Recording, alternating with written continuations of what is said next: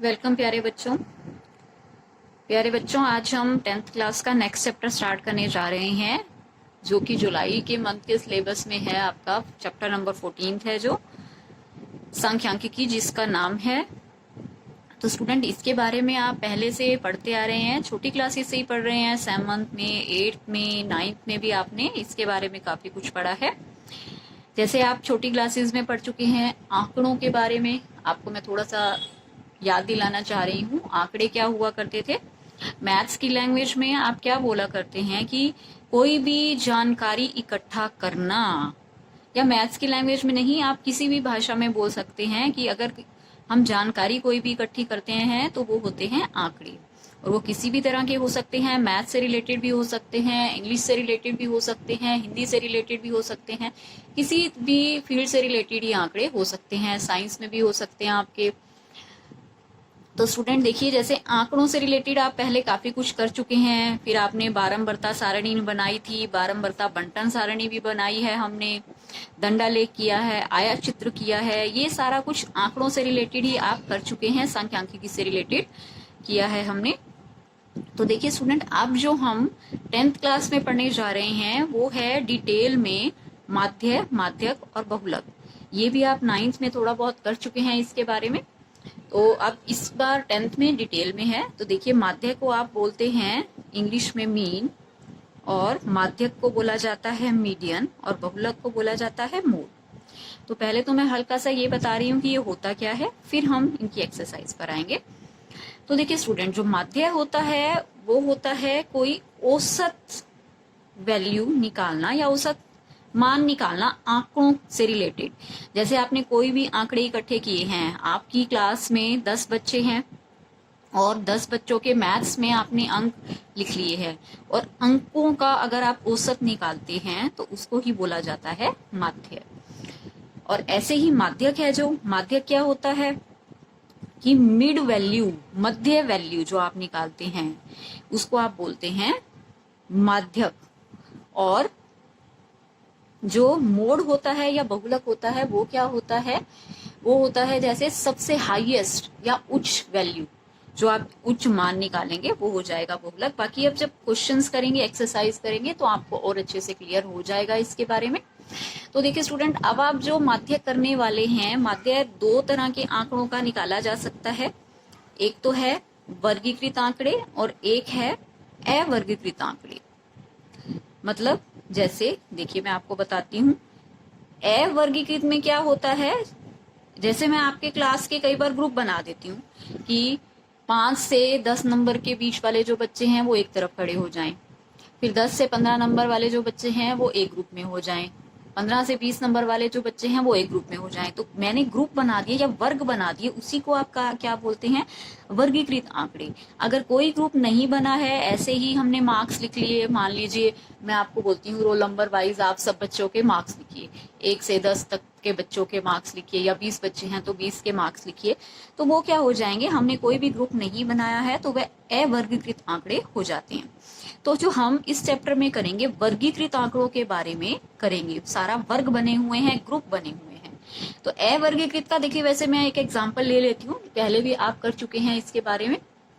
तो देखिए, जैसे इसमें दिया हुआ होता है एक XI FI। XI तो सिंपल जो आंकड़े हैं वो होंगे, और FI है उसकी बारंबारता। जैसे 2 कितनी बार आ रहा है? 1 बार आ रहा है। 3 कितनी बार आ रहा है? बारंबारता, बार बार आना। 3 बार आ रहा है, 4 बार आ रहा है, 5 बार आ रहा है, और 6 बार आ रहा है। तो आपको इसका माध्य निकालना है, यानी औसत निकालना है इन आंकड़ों का। तो देखिए स्टूडेंट, क्या होता था तरीका, ये पहले फार्मूला है वो मैं एक लिख देती हूँ। माध्य को आप लिखते हैं x बार से डिनोट करते हैं, और फार्मूला हम लिख देते हैं समेशन FI XI और डिवाइडेड बाय समेशन FI। अब समेशन का निशान ये होता है, इसका मतलब है आपको जोड़ना है। किसको जोड़ना है? पहले FI XI की करनी है हमने गुणा। तो देखिए, पहले हम करेंगे FI XI की गुणा। तो दोनों की गुणा कर देते हैं। 2 एकम 2, 3 तिया 9, 4 चौक 16, 5 पच्चे 25 और 6 दूनी 12। अब आपको क्या करना है? समेशन, इन दोनों को जो गुणा किया है उसको जोड़ना है। तो देखिए स्टूडेंट, अगर आप इसको जोड़ेंगे 9 और 2 11, 11 और 6 हो गया 17, 17 और 5 हो जाएगा 22, 22 और 2 24। अब 2 आएगा कैरी, तो 2 और 1 3, 3 और 2 5, 5 और 1 6। और ऐसे ही अब आपका नीचे जो फार्मूले में मैंने लिखा है समेशन एफ आई, मतलब एफ आई को भी आपको जोड़ना है। तो देखिए क्या हो जाएगा, एफ आई को जब जोड़ेंगे तो 1 और 3 4, 4 और 4 8, 8 और 5 हो गया 13, 13 और 2 हो गया 15। तो ये आप दोनों मान यहाँ पर रख देंगे। ऊपर आया है सारा जोड़कर 64 और नीचे है 15। अब आपने करना है इनको भाग। तो भाग करना आपको सभी को आता है, जैसे 15 चौक 60, फिर उसके बाद लग जाएगा पॉइंट। जिसको नहीं करना आता वो थोड़ा रफ वर्क में आप कर सकते हैं। 15 चौक 60, 4 आएगा इसका शेष, फिर आप लगाएंगे यहाँ पर 0 और इधर पॉइंट। अब जैसे जा रहा है ये 15 दूनी 30 और फिर 10 बचा, एक बार 0 और लगा देंगे, 15 छिक्का 90। तो लगभग आंसर आ जाएगा 4.26। यानी ये जो माध्य आया, माध्य इनका सब आंकड़ों का आ गया है, या एवरेज औसत आई है 4.26। लेकिन स्टूडेंट ये आपके इस बार जो 10th क्लास है उसके सिलेबस में नहीं है। मैंने सिर्फ आपको एक एग्जांपल बताया है कि आपके पास अगर अवर्गीकृत आंकड़े होते हैं तो आप उसको इस तरह से कर सकते हैं क्वेश्चन को।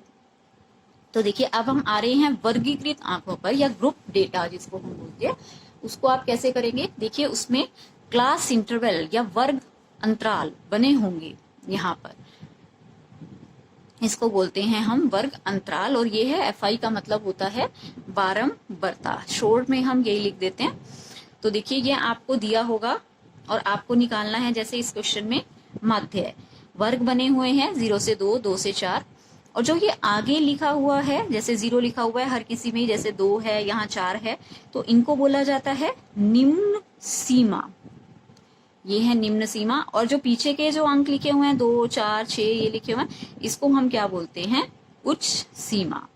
तो देखिए जब स्टूडेंट हम स्टार्टिंग करते हैं तो स्टार्टिंग क्वेश्चन की कैसी होती है, एक्स आई अब आपको निकालना होता है, बाकी फिर आपका जो मैंने क्वेश्चन अभी बताया है वैसे ही हो जाएगा। ये एक्स आई निकालते ही क्वेश्चन बिल्कुल एज इट इज बन जाएगा जो अभी आपने किया है। तो देखिए अब आपको एक्स आई कैसे निकालना होता है, निम्न सीमा प्लस उच्च सीमा डिवाइडेड बाय 2, इस तरह से आपको निकालना होता है एक्स आई। तो देखिए ये कैसे निकलेगा, आप इन दोनों को पहले जोड़ेंगे, जैसे 0 और 2 को हमने जोड़ा तो ये आ गया 2, और इसके बटे में 2 यानी आया 1। ऐसे इन दोनों को जोड़ेंगे तो 2 और 4 6, 6 को 2 से भाग करेंगे तो ये आ जाएगा 3। ऐसे ही 10 और बटे में 2 ये 5। अगर आप देखें स्टूडेंट यहाँ 2 2 का अंतर है सभी में, तो इधर भी 2 2 का अंतर ही आएगा। 5 आया है, उसके बाद 7 आएगा, फिर 9 आएगा, फिर 11 आएगा, फिर 13 आएगा। अब स्टूडेंट आपका क्वेश्चन बिल्कुल वैसे ही हो गया जैसे अभी मैंने आपको एक एग्जांपल लेके बताया था। अब इसको देखने की जरूरत हमें नहीं है, एक्स आई एफ आई हमारे पास है, तो हम क्या निकालेंगे, डायरेक्ट मेथड इसको बोलते हैं या प्रत्यक्ष विधि बोलते हैं, एफ आई एक्स आई। अभी मैंने फार्मूला लिखा था एक्स बार या माध्य के लिए summation F I x I divided by summation F आई। मतलब आपको पहले एफ आई और एक्स आई की गुणा करनी है, फिर उसको समेशन यानी जोड़ना है। तो देखिए ये हमने निकाला हुआ है, एफ आई भी एक्स आई भी दोनों की गुणा करते हैं। 1 3 दूनी 6, 5 एकम 5 12, 6 नीम 54, सॉरी यहाँ आएगा 35, मैंने जोड़ दिया, इनको गुणा करना है। 11 दूनी 22, 13 तिया 39। इसके बाद आपको इनको जोड़ना है। तो देखिए इनको जोड़ेंगे, 6 और 1 7, 7 और 5 12, 12 और 5 17, 17 और 4 21 और 2 23, 23 और 9 हो जाएगा 32। तो देखिए 3 और 3 6, 6 और 5 11, 11 और 2 13, 13 और 3 हो जाएगा 16। ऐसे ही आप एफ आई को भी जोड़ेंगे, 1 और 2 3, 4, 4 और 5 9, 9 और 6 15, 15 और 2 17, 17 और 3 हो गया 20।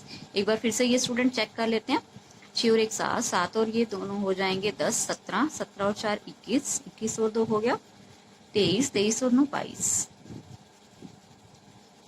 सॉरी 23 और 9 32। तो अब आपने फिर इनको जोड़ा, 3 और 3 6, 6 और 5 11, 11 और 2 हो गया 13, 13 और 3 16। तो ठीक है ये सारा। अब आप इसका मान रख सकते हैं, इधर जो फार्मूला है ये बन जाएगा 162 बटे में 20। तो देखिए हम इसको अब भाग दे रहे हैं पहले 2 से, 2 8 16, 2 एकम 2 और नीचे हो जाएगा 10। तो इसको आप लिख सकते हैं 8.1। तो ये इसका आ गया माध्य या एवरेज। जो हमने ये विधि लगाई है इसको हम बोलते हैं प्रत्यक्ष विधि या डायरेक्ट मेथड। और हमने ये निकाला था निम्न सीमा प्लस उच्च सीमा बटे में 2 जो निकाला है, ये आपका जो निकला है उसको हम बोलते हैं वर्ग अंतराल। जो हमने दे रखा था वर्ग अंतराल तो हमें दे रखा था, ये स्टूडेंट एक बार मैं बताऊंगी आपको कि इसको क्या बोलते हैं, हिंदी में मुझे थोड़ा सा ध्यान नहीं आ रहा है। तो ये प्रत्यक्ष विधि हमने लगाई है इस क्वेश्चन में, मीन इसको बोलते हैं या फिर हम माध्य भी बोल देते हैं। तो अब आइए स्टूडेंट, अब हम एक नेक्स्ट मेथड और देखते हैं। जब कई बार हमारे पास आंकड़े बड़े होते जाते हैं, जैसे अब आप यहाँ देख रहे होंगे 500 है, 520 है, फिर 540 आ गया है। तो इसमें अब आपके पास 2 विधियां और दी गई हैं जो कि हम अप्लाई करेंगे। एक विधि है कल्पित माध्य विधि और एक है पग विचलन विधि। तो देखिए हम करते हैं दोनों को ही, मैं एक ही क्वेश्चन में आपको बता रही हूँ। एक है कल्पित माध्य विधि और दूसरी है पग विचलन विधि। अगर आपको ये बड़े लग रहे हैं आंकड़े, डेटा बड़ा लग रहा है, तो उसमें आप ये तरीका अप्लाई कर सकते हैं। बाकी आप किसी भी क्वेश्चन में अप्लाई कर सकते हैं, कोई भी प्रॉब्लम नहीं है। तो स्टार्टिंग स्टूडेंट आपने ऐसे ही करनी है। पहले आप निकालेंगे एक्सआई, तो आप इन दोनों को जोड़ेंगे और क्या करेंगे, फिर 2 से भाग कर देंगे। तो जैसे देखिए जोड़ेंगे 500 और 520 को, ये आ जाएगा 1020 और इसको आप 2 से भाग करेंगे तो 510। अब आप इसमें अंतर देख लीजिए, अंतर सब में 20-20 का है, तो आगे भी क्या आएगा, 20-20 के ही अंतर यहाँ पर आपको मिलेंगे अगर आप करके देखेंगे तो मैंने यहाँ पे 20-20 के अंतर के ये सब लिख दिए। अगर आप इनको जोड़ेंगे, देखिए अगर आप जोड़ते हैं 560 है, 580 है, तो ये आ जाएगा 1140। इनको आधा करेंगे तो 570 ही आ जाएगा। तो अब स्टूडेंट एक तो तरीका हमने अभी किया है प्रत्यक्ष विधि, वो आप लगा सकते हैं। लेकिन देखिए आंकड़े बड़े लग रहे हैं तो गुणा करनी थोड़ी सी कई बार लगता है कि टफ हो सकती है या उसमें गलती हो सकती है, तो इसलिए हम अब आगे कर रहे हैं कल्पित माध्य विधि। तो देखिए उसमें आप फाइंड आउट करते हैं डीआई। पहले मैं कल्पित माध्य विधि बता रही हूँ। तो डीआई कैसे निकाला जाता है, आप इसमें बीच में से जो एक्सआई निकाला है, इसमें बीच में से ऊपर से 2 छोड़ दिए, जैसे नीचे से 2 छोड़ दिए। कई बार आपको क्या करना पड़ सकता है, बिल्कुल बीच का नहीं मिलता, जैसे यहाँ तो हो गया, ऊपर से 2 छोड़ दिए, नीचे से 2 छोड़ दिए। हो सकता है यहाँ पे 6 होते आपके, जो यहाँ पे एक्सआई में जो डेटा थे या टर्म्स थी वो 6 होती, 6 पद होते, तो आप ऊपर से 3 छोड़ सकते थे या नीचे से 3 छोड़ सकते थे। ठीक है, तो अब आप डीआई निकालेंगे। डीआई कैसे निकालेंगे, इसको हम लिख देते हैं ए या कल्पित माध्य, ए एज्यूम्ड मीन, ये भी बोल सकते हैं हम कल्पित माध्य, जैसा कि नाम भी आपको पता चल रहा है, कल्पित माध्य इसको हम बोलते हैं ए को। तो आप कैसे निकालते हैं डीआई, एक्सआई माइनस ए। तो जो ये सारे हैं एक्सआईज हैं, सब में से ये 550 आपको माइनस करना है। तो देखिए 510 में से 550 माइनस करेंगे, माइनस का 40, फिर इसमें से माइनस करेंगे 20, इसमें से यही माइनस करेंगे 0। अब 570 में से 550, सब में से 550 माइनस करना है, तो ये आ जाएगा आपका 20 प्लस का, और 590 में से 550 माइनस करेंगे, ये आ जाएगा 40।